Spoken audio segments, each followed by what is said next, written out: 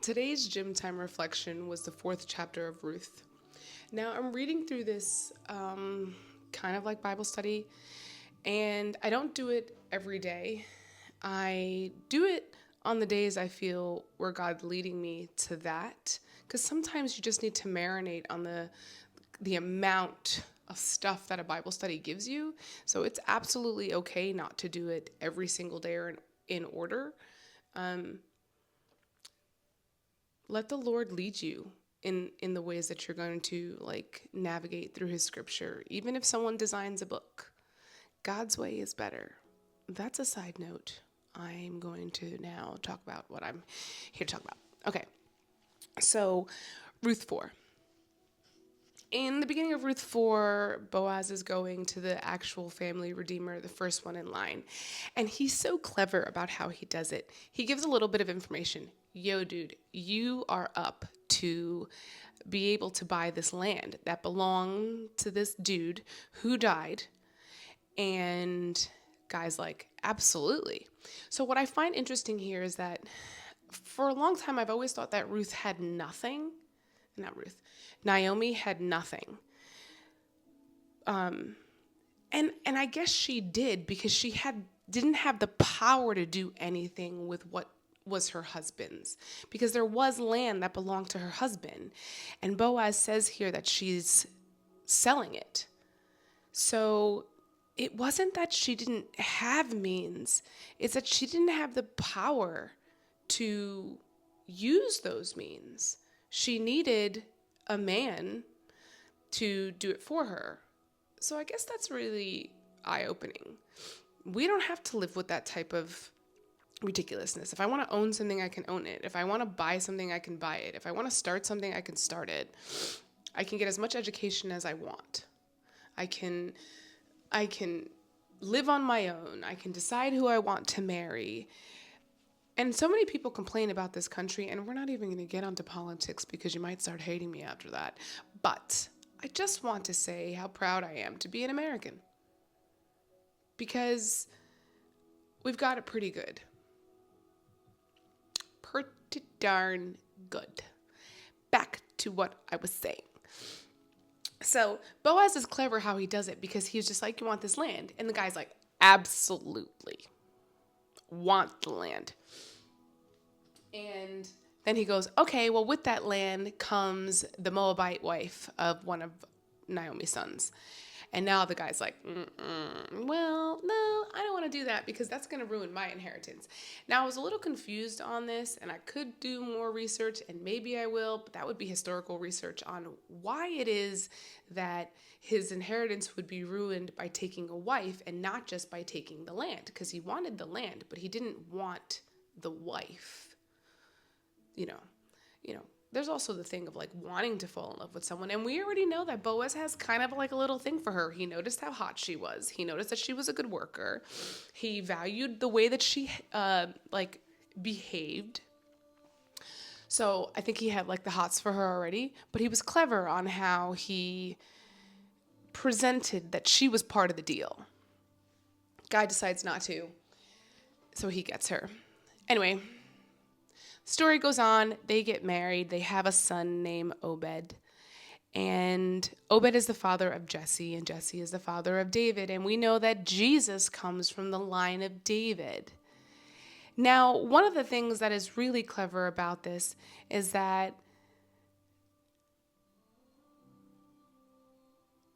Jesus is related to David through his father, his earthly father, which has always kind of confused me, but also by his mother, because we know that they are of the same kind of like clan, Mary and Joseph, but by his father Joseph, earthly father Joseph. I guess I always thought lineage through Mary because Mary had him, and Joseph just fathered him, but didn't father him.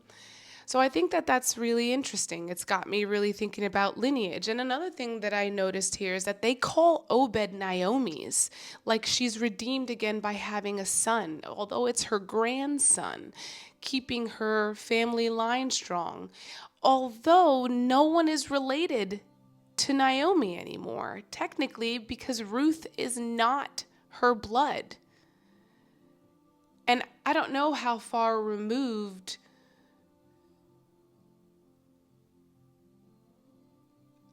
like Boaz is from like her Ruth Naomi's husband. So in Matthew they give like a really good lineage, like everything, because at the end of Ruth they give kind of just a chunk and they jump a bit.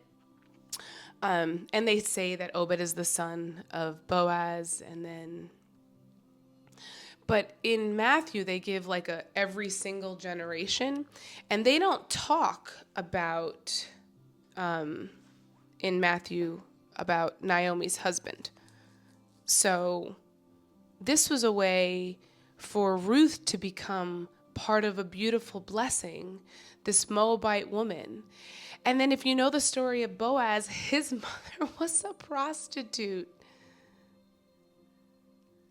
So like these mishaps turn into these beautiful things.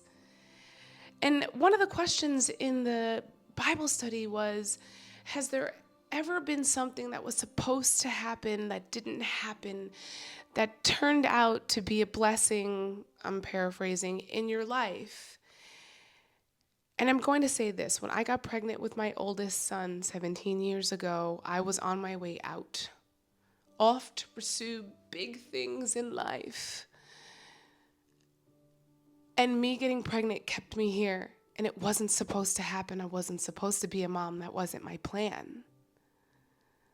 I had plans. I was going to be like Angelina Jolie. I was going to adopt a bunch of kids when I was rich and famous. And, had a bunch of money and have all the nannies to raise them. Me mothering, not a thing. People were worried. Understandably so, I was kind of selfish. But something inside me was like, don't worry. But I was a little crushed because I was like, what about my dreams? How am I going to follow my dreams? How am I going to pay my dues?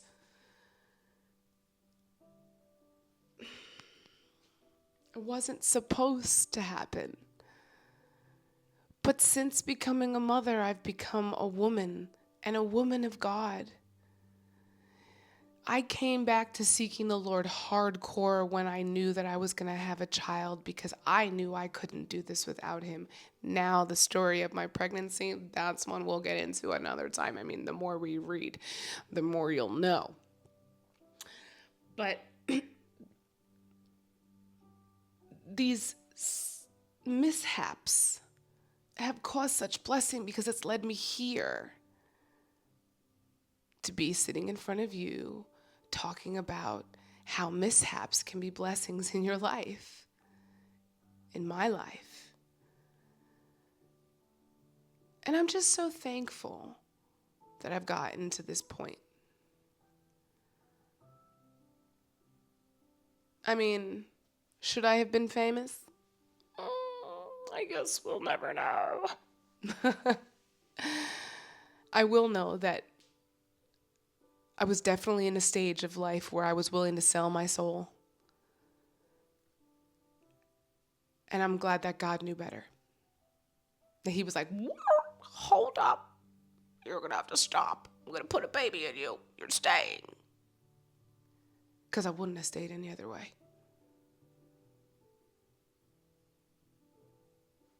Anyway, read the Bible every day.